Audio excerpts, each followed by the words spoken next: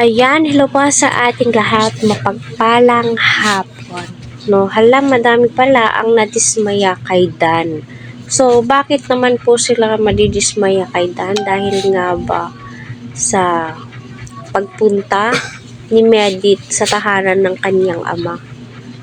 So para sa akin, hindi po natin kailangan magalit kay Dan, kay Rab, kay Kuya Brooks, pagkos magpasalamat pa po tayo.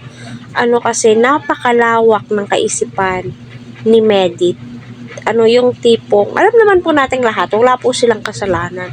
Bagkos, gusto lamang po nila ihinto kasi hindi nga po nag-workout, and syempre, marami po yung nababash.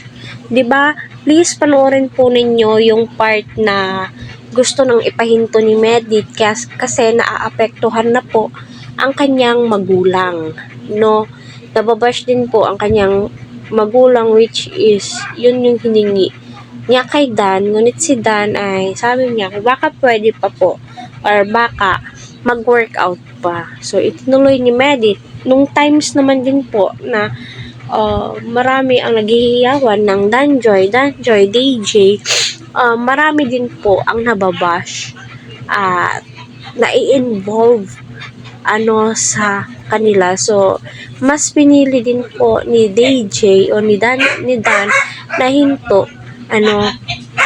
So, din naman po natin alam na may isisingit po si Kalingap Prab na DJ. Pero gayot pa man, ika nga po ni Kuya Brooks, dapat sport lang po tayo. At pumapayagpag naman nung may dandet pa, ang Danjoy ay hindi pa on air. Ika nga po doon.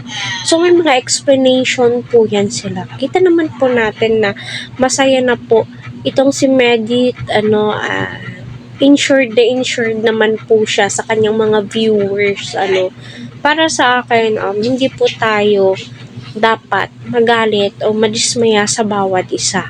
Kasi, tignan nyo, yung pagkakaibigan po nila, hindi po nagbabago. Andyan at andyan pa rin, di ba? Para sa akin, wala po tayong dapat sisihin. Bagkos, mas lalo po natin silang suportahan.